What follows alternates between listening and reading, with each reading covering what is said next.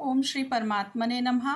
ओम नमः शिवाय। श्री श्री महापुराण शतरुद्र संहिता अध्याय 6 नंदीश्वर अवतार का वर्णन।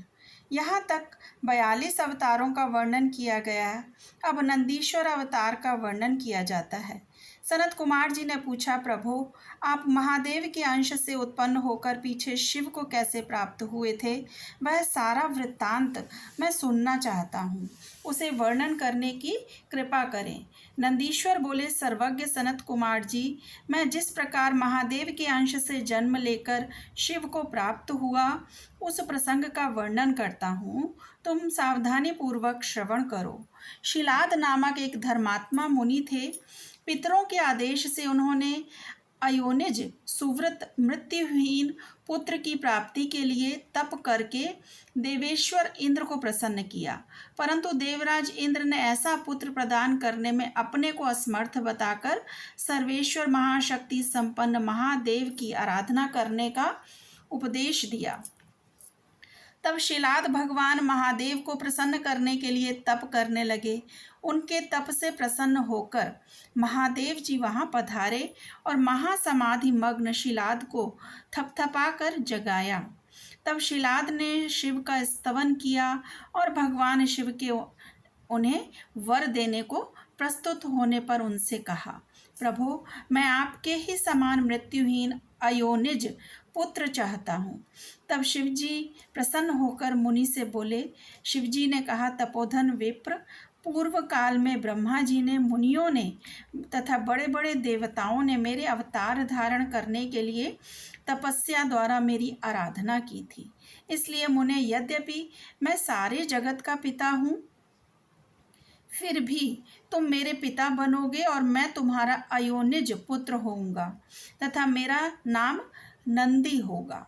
नंदीश्वर जी कहते हैं, मुने, यों कहकर कृपालु शंकर ने अपने चरणों में प्रणिपात करके सामने खड़े हुए शिलाद मुनि की ओर कृपा दृष्टि से देखा और उन्हें ऐसा आदेश दे वे तुरंत ही उमा सहित वहीं अंतर ध्यान हो गए। महादेव जी के चले जाने के पश्चात महामुनि शिलाद ने अपने आश्रम में आकर ऋषियों से वह सारा वृत्तांत कह सुनाया। कुछ समय बीत जाने के बाद जब यज्ञ वेत्ताओं में श्रेष्ठ मेरे पिताजी यज्ञ करने के लिए यज्ञ क्षेत्र को जोत रहे थे, उसी समय मैं शंभु की आज्ञा से यज्ञ के पूर्व ही उनके शरीर में उत्पन्न हो गया। उस समय मेरे शरीर की प्रभा युगांत कालीन अग्नि के समान थी। तब सारी दिशाओं में प्रसन्नता छा गई और शिलाद मुनि की भी बड़ी प्रशंसा हुई।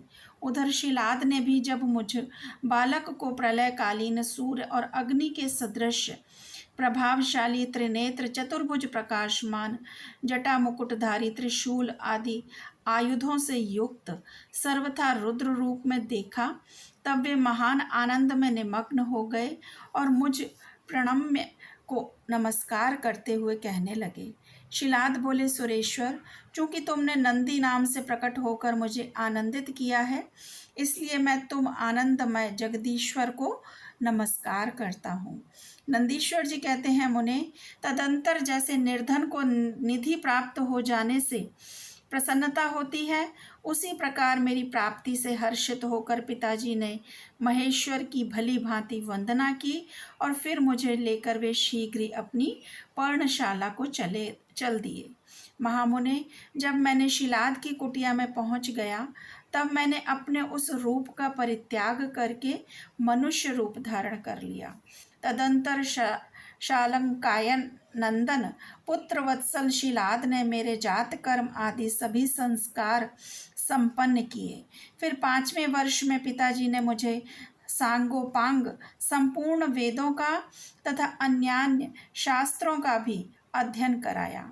7वां वर्ष पूरा होने पर शिवजी की आज्ञा से मित्र और वरुण नाम के मुनि मुझे देखने के लिए पिताजी के आश्रम पर पधारे। शिलाद मुनि ने उनकी पूरी आवभगत की। जब वे दोनों महात्मा मुनीश्वर आनंद पूर्वक आसन पर विराज गए, तब मेरी ओर बारंबार निहार कर बोले, मित्र और वरुण ने कहा कि तात शिलाद, यद्यपि तुम्हारा पुत्र नंदी संपूर्ण शास्त्रों के अर्थों का पारगामी विद्वान है, तथापि इसकी आयु बहुत थोड़ी है। हमने बहुत तरह से विचार करके देखा, परंतु इसकी आयु 1 वर्ष से अधिक नहीं दिखती। उन विप्रवरों के यूँ कहने पर पुत्र वत्सल शिलाद नंदी को छाती से लिपटाकर दुखार्त हो फूट फूट कर रोने लगे। तब पिता और पितामह को मृतक की भांति भूमि पर पड़ा हुआ देख नंदी शिवजी के चरण कमलों का स्मरण करके प्रसन्नता पूर्वक पूछने लगा, पिताजी, आपको कौन सा ऐसा दुख आ पड़ा जिसके कारण आपका शरीर कांप रहा है और आप रो रहे हैं? आपको वह दुख कहाँ से प्राप्त हुआ है? मैं इसे ठीक ठीक जानना चाहता हूँ। तो पिताजी ने कहा, बेटा, तुम्हारी अल्पायु के दुख से मैं अत्यंत दुखी हो रहा हूँ। तुम ही बताओ, मेरे इस कष्ट को कौन दूर कर सकता है? मैं उसकी शरण ग्रहण करूँ। तो पुत्र बोला, पिताजी, मैं आपके सामने शपथ करता हूँ यह बिल्कुल सत्य बात कह रहा हूँ कि चाहे देवता, दानव, यम, काल तथा अन्यान्य प्राणी ये सब के सब मिलकर मुझे मारना चाहें तो भी मेरी बाल्यकाल में मृत्यु नहीं होगी। अतः आप दुखी ना हो। पिता ने पूछा, मेरे प्यारे लाल, तुमने ऐसा कौन सा तप किया है अथवा तुम्हें कौन सा ऐसा ज्ञान, योग या ऐश्वर्य प्राप्त है जिसके बल पर तुम इस दारुण दुख को नष्ट कर दोगे? तो पुत्र ने कहा, तात, मैं ना तो तप से मृत्यु को हटाऊंगा और न विद्या से। मैं महादेव जी के भजन से मृत्यु को जीत लूँगा। इसके अतिरिक्त अन्य कोई उपाय नहीं है। नंदीश्वर जी ने कहते हैं, मुने, यूँ कहकर मैंने सिर झुकाकर पिताजी के चरणों में प्रणाम किया और फिर उनकी प्रदक्षिणा करके उत्तम वन की राह ली। ओम नमः शिवाय। शिवजी सदा सहाय। यदि आपको मेरा चैनल और मेरी वीडियोस पसंद हैं तो मेरे वीडियोस को लाइक करें और मेरे चैनल को सब्सक्राइब करें। ओम नमः शिवाय।